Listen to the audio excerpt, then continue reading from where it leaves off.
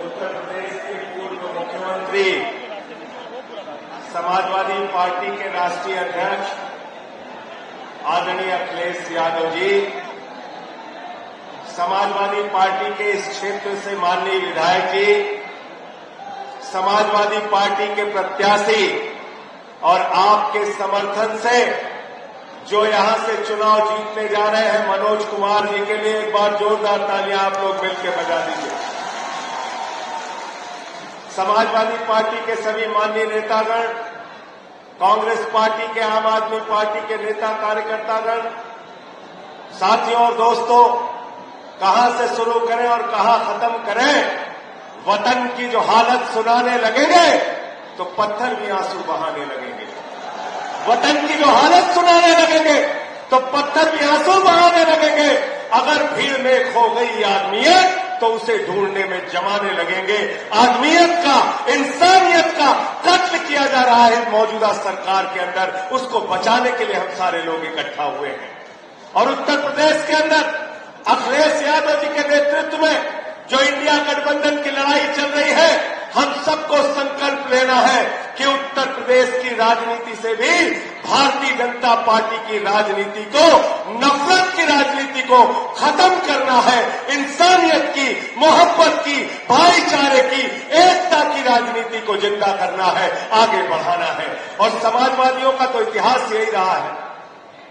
मैं एक दिन बता रहा था अखिलेश जी को, मैं समाजवादी युवजन सभा में था, मुझे गिरफ्तार किया सुल्तानपुर के जिला प्रशासन ने और हमारे 2 साथी जेल में रह गए। मैं अपनी जमानत उठा के दोबारा जेल में गया। 6 महीने जेल में रह के आया हूं और निकलते ही नरेंद्र मोदी जी से मैंने कहा, आपकी किसी जेल, लाठी और मुकदमे से मैं डरने वाला नहीं हूं। भेजना चाहे जितना भेजना चाहते हो, लगाओ मुकदमा जितना लगाना चाहते हो, चलाओ लाठी जितनी चलानी चाहते हो, जितनी तुम लाठियां चलाओगे उससे ज्यादा हमारे सीने और कंधे उन लाठियों का सामना करने के लिए तैयार रहेंगे। जुल्म की इंतहा कर दी।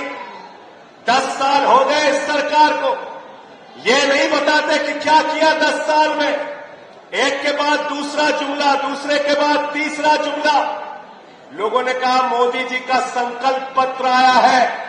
मैंने कहा यह संकल्प पत्र नहीं है, जुमला पत्र है, जुमला पत्र। जुमला बोलने का काम करते हैं प्रधानमंत्री जी। क्या कहा था 2014 में आपसे? बोले भाइयों और बहनों, 2 करोड़ नौकरी नौजवानों को हर साल दूंगा। फिर कहने लगे किसानों की आय 2 गुना हो जाएगी।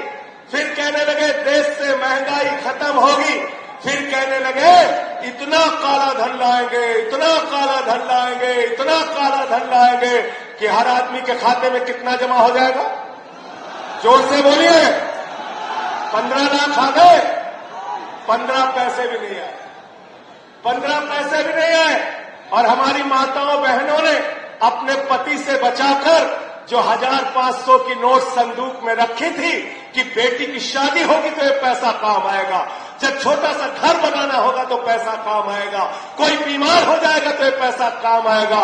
नरेंद्र मोदी जी ने कहा माताओं और बहनों यही काला धन है, लाइन में लग के इसको जमा कर दो। उसको भी जमा करा लिया।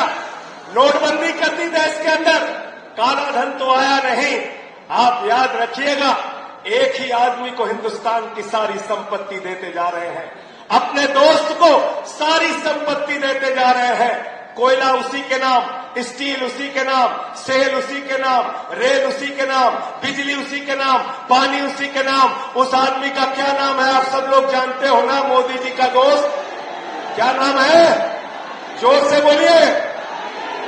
अडानी। तो हम आदरणीय अखिलेश यादव जी के नेतृत्व में इंडिया के लिए काम करेंगे और प्रधानमंत्री नरेंद्र मोदी जी अडानी के लिए काम करेंगे। याद रखना, याद रखना। याद है ना आपको? मुख्यमंत्री थे अखिलेश यादव जी, एम्बुलेंस की सेवा यहां पर चलाई। मुख्यमंत्री थे अखिलेश यादव जी, जो यहां बेरोजगारी भत्ता उस समय दिया गया, लैपटॉप बांटा गया, स्कूल बनाने का काम, अस्पताल बनाने का काम, बड़े बड़े हाईवे बनाने का काम, अखिलेश यादव जी के नेतृत्व में उत्तर प्रदेश के अंदर हुआ, तो अखिलेश यादव जी एम्बुलेंस की सेवा देते हैं, बेरोजगारी भत्ता देते हैं, लैपटॉप देते हैं, और प्रधानमंत्री नरेंद्र मोदी जी क्या कहते हैं? प्रधानमंत्री नरेंद्र मोदी क्या कहते हैं? एक चुनावी सभा में भाषण दे रहे थे मोदी जी, उन्होंने कहा ये तो जब चुनावी रैली में जाते हैं तो कहते हैं भाइयों और बहनों आपके लिए स्कूल बनवाएंगे, अस्पताल बनवाएंगे, एम्बुलेंस की सेवा शुरू करेंगे, बेरोजगारी भत्ता देंगे, और जब प्रधानमंत्री जी जाते हैं रैलियों में तो कहते हैं गांव-गांव में कब्रिस्तान है तो शमशान होना चाहिए कि नहीं होना चाहिए? कहते हैं कि नहीं कहते हैं? हमको शमशान नहीं चाहिए, हमको अपने बच्चों के लिए स्कूल चाहिए, अस्पताल चाहिए, अच्छी शिक्षा चाहिए, बिजली चाहिए, पानी चाहिए। क्या कर रहे हैं देश में? चुनी हुई सरकारों को बर्खास्त कर रहे हैं, चुनी हुई सरकारों को तोड़ तोड़ के गिरा रहे हैं। झारखंड में एक आदिवासी नेता, एक मुख्यमंत्री को, हेमंत सोरेन को पकड़ के जेल में डाल दिया। दिल्ली के 3 बार के चुने हुए मुख्यमंत्री को, लोकप्रिय मुख्यमंत्री को, अरविंद केजरीवाल को पकड़ के जेल में डाल दिया। आज मैं पूछना चाहता हूं आप लोगों से, नगीना के लोगों से मैं पूछना चाहता हूं, जरा हमको बताओ, अगर कोई आदमी चुनाव जीत रहा होता है तो अपने विरोधियों को गिरफ्तार कराता है क्या? गिरफ्तार कराता है क्या? गिरफ्तार कराता है क्या? अरे अखिलेश यादव जी को सीबीआई का नोटिस, कांग्रेस पार्टी का खाता सीज कर दिया, कहीं किसी को पकड़ते हो, कहीं किसी को पकड़ते हो। और 2014 के बाद हिंदुस्तान में एक वॉशिंग मशीन आई है जिसका नाम है नरेंद्र मोदी वॉशिंग मशीन। बड़े बड़े भ्रष्टाचारियों का पाप धुल देते हैं। एक फिल्म आई थी, राम तेरी गंगा मैली हो गई, पापियों के पाप धोते धोते। भाजपाइयों के लिए मैं कहना चाहता हूं, भाजपा तेरी पार्टी मैली हो गई, गुनहगारों के पाप धोते धोते। प्रधानमंत्री जी कहते हैं हमारी गारंटी है, कहते हैं मोदी की गारंटी है, एक भी भ्रष्टाचारी को नहीं छोड़ूंगा, इसकी गारंटी है। मैंने कहा मोदी जी बिल्कुल ठीक आप कह रहे हैं, ये मोदी की गारंटी है, किसी भ्रष्टाचारी को नहीं छोड़ूंगा, इस बात की गारंटी है। पूरब से लेकर पश्चिम तक, उत्तर से लेकर दक्षिण तक जितने भ्रष्टाचारी हैं सबको बीजेपी में शामिल करूंगा, इस बात की गारंटी है। गलत तो नहीं कह रहा हूं? गलत तो नहीं कह रहा हूं? अजीत पवार पे 70,000 करोड़ का घोटाला लगाते हो, उसको अपने साथ शामिल कर लेते हो। छगन भुजबल पे भ्रष्टाचार का आरोप, बीजेपी के साथ। प्रफुल्ल पटेल पे भ्रष्टाचार का आरोप, बीजेपी के साथ। नारायण राणे पे भ्रष्टाचार का आरोप, बीजेपी के साथ। अशोक चौहान पे भ्रष्टाचार का आरोप, बीजेपी के साथ। हसन मुश्रीफ पे भ्रष्टाचार का आरोप, बीजेपी के साथ। तपस राय पे भ्रष्टाचार का आरोप, बीजेपी के साथ। मुकुल राय पे भ्रष्टाचार का आरोप, बीजेपी के साथ। जनार्दन रेड्डी पे भ्रष्टाचार का आरोप, बीजेपी के साथ। हेमंत विश्व शर्मा पे भ्रष्टाचार का आरोप, बीजेपी के साथ। सारे भ्रष्टाचारियों को अपनी पार्टी के साथ शामिल कर लेते हो मोदी जी। तो इसलिए मैंने बीजेपी के लिए नारा दिया है, जो जितना बड़ा भ्रष्टाचारी वो इतना बड़ा पदाधिकारी। यह बीजेपी का नाम। और मैं तो कहता हूं भ्रष्टाचार के खिलाफ जब भाजपाई बोलते हैं तो ऐसा लगता है डाकू गब्बर सिंह और ओसामा बिन लादेन अहिंसा पे उपदेश दे रहा है, अहिंसा पे उपदेश दे रहा है। कितना अहंकार हो गया मोदी जी को। गाना बज रहा है देश भर में, सुना होगा आप लोगों ने गाना। आज रामनवमी का दिन है, आप सबको रामनवमी की शुभकामनाएं भी देता हूं, लेकिन याद कीजिए कितना अहंकार इनके मन में। क्या कह रहे हैं? जो राम को लाए हैं हम उनको लाएंगे। क्या गाना है? जो राम को लाए हैं हम उनको लाएंगे। नरेंद्र मोदी जी, आप अपने मन में इतना अहंकार मत पालिए।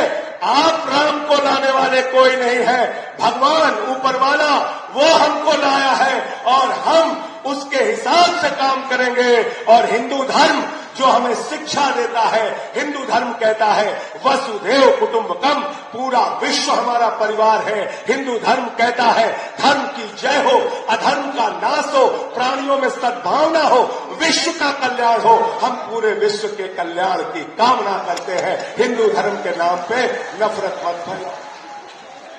और कहते हो हिंदुओं का भला कर रहे हैं, हिंदुओं का भला कर रहे हैं। अखिलेश जी बैठे हैं, मैं इनसे पूछना चाहता हूं, आप सबसे पूछना चाहता हूं, इस देश में सबसे बड़ी आबादी किसकी है भाई? किसकी है आबादी सबसे बड़ी? हिंदुओं की। बेरोजगारी सबसे ज्यादा बढ़ेगी तो सबसे ज्यादा नुकसान किसका? जोर से बोलिए। महंगाई सबसे ज्यादा बढ़ेगी तो सबसे ज्यादा नुकसान किसका? भ्रष्टाचार बढ़ेगा तो सबसे ज्यादा नुकसान किसका? हिंदुओं का। आपने इस देश के नौजवानों को 4 साल की अग्निवीर योजना में लगा दिया। यहां हमारे जवान बैठे हैं, ये जवान दिल्ली के अंदर भी जब दिल्ली पुलिस के जवान शहीद होते थे, सरकार उनकी चिंता नहीं करती थी। भारत के पहले मुख्यमंत्री अरविंद केजरीवाल जिन्होंने कहा सीमा का जवान हो या दिल्ली पुलिस का जवान, अगर उसकी शहादत होगी तो 1 करोड़ रुपए की सम्मान राशि उसके परिवार वालों को दी जाएगी। हम देशभक्त हैं, हमारे पुरखों ने इस देश के लिए कुर्बानियां दी हैं। हम डॉक्टर लोहिया को मानने वाले हैं, हम जेपी को मानने वाले हैं, हम गांधी को मानने वाले हैं, हम बाबा साहब डॉक्टर भीमराव अम्बेडकर को मानने वाले हैं। इसलिए जब अखिलेश यादव जी ने फॉर्मूला दिया और नारा लगाया कि अब सरकार जो बनेगी वो पीडीए के लिए काम करेगी, पीडीए के लिए, पीडीए के लिए काम करेगी, पीडीए के लिए काम करेगी। और इन नफरत फैलाने वाले लोगों से हमको लड़ना है, इनसे संघर्ष करना है, इनसे किसी मामले में पीछे रहने का काम नहीं करना है। मैं भगत सिंह की लाइन पढ़ रहा था जेल में जब था, उनसे मिलने आए उनके भाई, फांसी की सजा हो चुकी थी। भगत सिंह के भाई निराश हुए, जब घर गए तो भगत सिंह ने उनको एक चिट्ठी लिखी और चिट्ठी के अंत में 2 लाइनें लिखी, उन्हें ये फिक्र है हरदम नया तर्जे जफा क्या है। उन्हें यह फिक्र है हरदम नया तर्जे जफा क्या है। जफा मतलब होता है अत्याचार। उन्हें यह फिक्र है हरदम नया तर्जे जफा क्या है। हमें भी शौक है देखें सितम की इंतहा क्या है, हमें भी शौक है देखें सितम की इंतहा क्या है।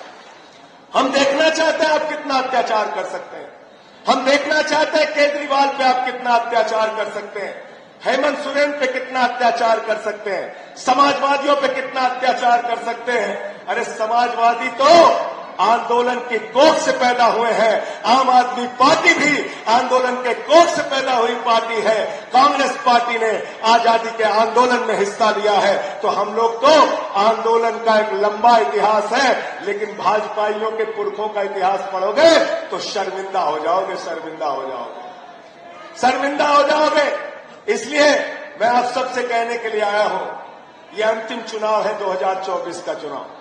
आपने सुना होगा अखिलेश यादव जी ने भी लिखा, अयोध्या का सांसद लल्लू सिंह कहता है 400 सीट दे दो, संविधान बदलना है। अनंत हेगड़े पूर्व केंद्रीय मंत्री भारतीय जनता पार्टी के कहते हैं 400 सीट दे दो, संविधान बदलना है। ज्योति मिर्धा भारतीय जनता पार्टी की प्रत्याशी कहती है 400 सीट दे दो, संविधान बदलना है। मेरठ के प्रत्याशी अरुण गोविल, जिसको सीधे मोदी जी ने उतारा है, वो कहते हैं 400 सीट दे दो, संविधान बदलना है। मैं आप लोगों से कहना चाहता हूं, पिछड़ों से, दलितों से, शोषितों से, वंचितों से, अल्पसंख्यकों से, आदिवासियों से, सबसे हाथ जोड़ के अपील है, बाबा साहब डॉक्टर भीमराव अम्बेडकर ने, संविधान के निर्माता ने एक सबसे मजबूत संविधान और दुनिया का सबसे बड़ा लोकतंत्र हमको विरासत में दी है। हम अपना संविधान बदलने नहीं देंगे, चाहे अपने जान की कुर्बानी देनी पड़े। और संविधान अगर बदल गया तो याद रखना वोट की ताकत आपसे छीन ली जाएगी। संविधान अगर बदल गया तो याद रखना आरक्षण की ताकत आपसे छीन ली जाएगी। आरक्षण ये खत्म करेंगे, याद रखना वोट की ताकत खत्म करेंगे, चुनाव खत्म करेंगे, हिंदुस्तान में तानाशाही लाएंगे, किम जोंग का शासन यहां पर लाएंगे, पुतिन का शासन यहां पे लाएंगे। इसलिए मैं आप सबसे कहने आया हूं, मनोज कुमार को साइकिल पे बटन दबा के इतनी ताकत लगा दीजिए कि दूसरे प्रत्याशियों की यहां जमानत जब्त हो जाए। समाजवादी पार्टी का प्रत्याशी, इंडिया गठबंधन का प्रत्याशी यहां से जीतना चाहिए। इंडिया गठबंधन का प्रत्याशी, समाजवादी पार्टी का प्रत्याशी जीतना चाहिए। मैं अंत में एक ही बात कह के अपनी बात को खत्म करूंगा। आज किसान दुखी है, नौजवान दुखी है, माताएं बहनें दुखी हैं, महंगाई की मार हम सब झेल रहे हैं। आज 750 किसानों की शहादत का हिसाब लेना है। मोदी जी ने 2014 में कहा था, भाइयों और बहनों, घर से निकलना तो घर के सिलेंडर को देख के निकलना। इस बार मैं आपसे कहने के लिए आया हूं, नगीना के लोगों, आप लोग जब आप अपने घर से वोट देने के लिए निकलना तो घर का सिलेंडर जरूर देख के निकलना, घर का सिलेंडर देख के निकलना। अखिलेश जी कह रहे थे मोटरसाइकिल भी बता देना, मोटरसाइकिल भी देख के निकलना जिसमें 120 रुपए लीटर का पेट्रोल तुमने भरवाया। अपने वो सिंचाई का ट्यूबवेल भी देख के निकलना जिसमें 100 रुपए का डीजल आपने भरवाया। अपने घर का वो सरसों के तेल का डिब्बा देख के निकलना जिसमें 250 रुपए लीटर का तुमने पेट्रोल, तुमने सरसों का तेल खरीदा। प्याज महंगी खरीदी, आलू महंगा खरीदा, महंगाई आसमान पे पहुंच गया।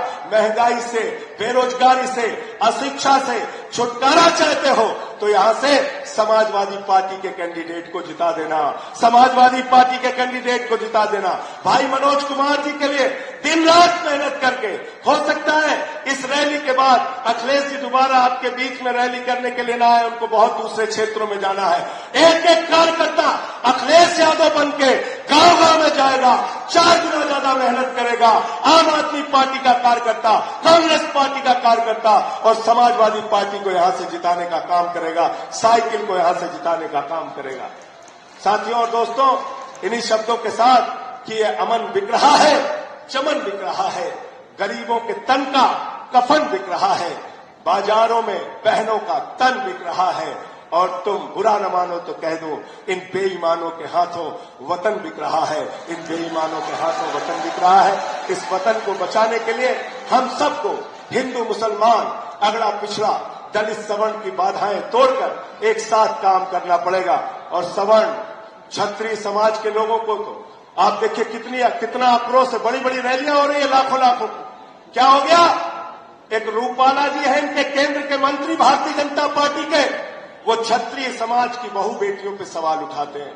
मैं उनसे कहना चाहता हूं, रूपाला जी, अगर आपको हमसे लड़ना है, हमसे लड़िए। हमारे समाज के बहु बेटियों पे सवाल उठाएंगे तो बर्दाश्त नहीं किया जाएगा, सूद समेत आपको जवाब दिया जाएगा। सब लोग मिलकर इकट्ठा होकर बीजेपी को हराओ, मोदी को हटाओ, तानाशाह को हटाओ, लोकतंत्र को बचाओ, संविधान को बचाओ। जय हिंद, इंकलाब जिंदाबाद।